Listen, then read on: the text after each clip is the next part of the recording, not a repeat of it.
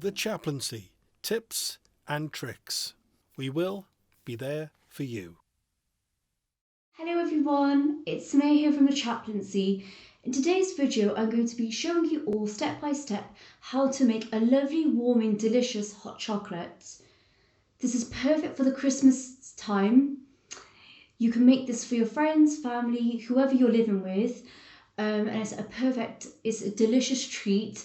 And hot chocolate is one of my favourite drinks to order, and it's so nice that you can make it at home, which is more cost effective and it tastes really good. So I will show you all the ingredients that you'll need for this recipe, and feel free to alternate it for things that you may have. So if you're lactose intolerant, feel free to use a special kind of milk, or if you're vegan, you can use almond milk or coconut milk. So let's get started. These are all the ingredients that you will need for the hot chocolate recipe. You would need milk of your choice, hot chocolate powder. I am actually using a mint flavour hot chocolate. I am going to add a little bit more sugar because I like my hot chocolate very sweet. I've got some whipped cream and some flake. I have added 150 ml of milk into my glass. I have added 3 teaspoons of cocoa powder, which is the mint flavour, and I have also added 1 teaspoon of added sugar. The hot chocolate powder has already got sugar, but like I said, I like it very sweet. What I am now going to do is give it a good mix. You don't have to be too vigorous with this, because a trick that I have is to put it into the microwave for 1 minute to mix it, take it out of the microwave, mix it, and then pop it in for another minute, and that ensures that all the cocoa powder has dissolved properly. So I will now put it in the microwave for 1 minute on a high heat. Taking out the hot chocolate from the microwave, it's only been in there for 1 minute on a high heat, and now I'm going to mix it because I find that this helps. See how it's all gonna mix in very well and dissolve. And sometimes you get quite a lot of cocoa powder at the bottom of the mug. So I'm going to pop it in back for another minute. As you can see, I've got my hot chocolate here. I'm now going to pour it into my mug.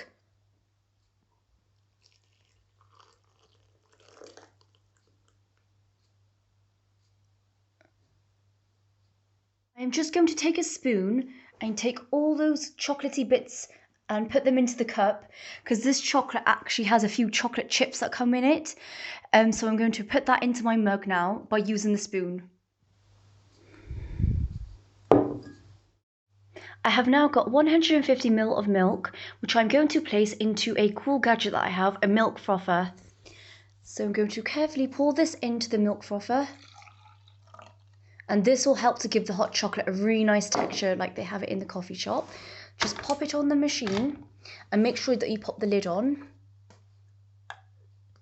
And I'm going to press the button and let it do its thing. The milk frother has just stopped, which means it's now time that I can take it out. So I'm just going to gently take the lid off and be careful as this milk is a bit warm. I'm going to pour this into my mug.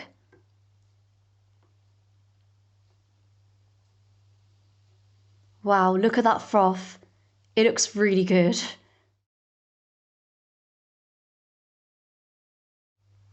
I've just got my hot chocolate here with the milk at the top, which looks really nice.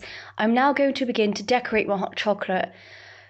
As it's Christmas, feel free to add some nutmeg, ground ginger, or cinnamon.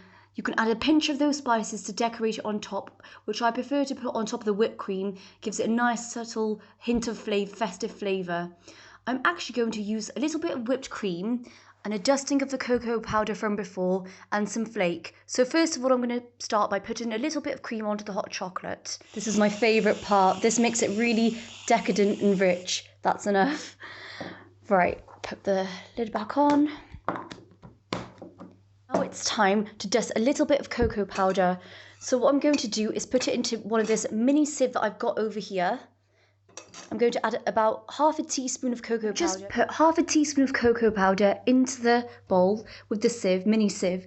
I'm now going to move it over near the hot chocolate so then I don't make too much of a mess. I'm now going to dust it from a height. you could add as little or as much as you want. It all depends on how strong you want the flavour. Ooh, I've put quite a lot. That doesn't matter. This is a great way to get out any frustration you might have built up. So you get your rolling pin and then you just literally bash it. I'm just going to try and aim for just one end because I just want a little bit on top. So just continue to bash it.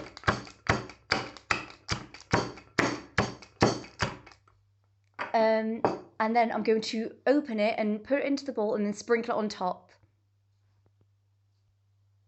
I have my pieces of broken up flakes. Some bits are smaller, some bits are chunkier, so don't worry. I like that, that gives it a bit of texture. So now I'm literally just going to sprinkle it on top. Wow.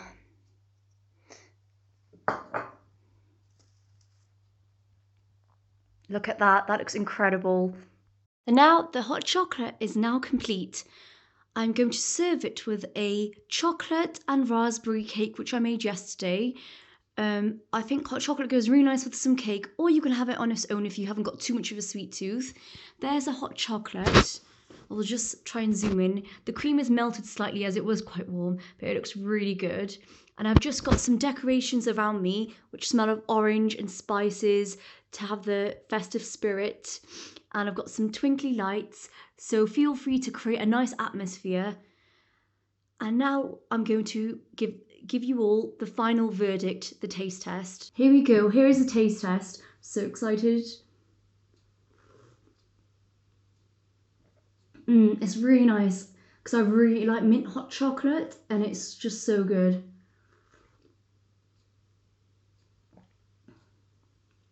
And the flake is nice too because you get bits of it which melt. It's pretty good. As always, if you recreate this recipe or any recipe of your own, because I'd like to see your versions of hot chocolate, don't forget you can use hashtag USW Chaplaincy on our Instagram and our Twitter, or even you can share it to our Facebook page, USW Chaplaincy, and we would absolutely love to see your recipes. I think, you know, it's nice to reward yourself, especially in the Christmas time, especially now. And maybe you can, like I said, make this for other people and show them how much they mean to you. And there we go. That's the end of the recipe. And I hope to see you all on the next one. And I guess to make this Christmassy, you could always put the spices I mentioned before, nutmeg, ground cinnamon, or ginger. But because I used a mint one, I don't want to overcomplicate it. I'm going to actually drink it, so I don't want it to go to waste. So yeah, see you all soon. Bye.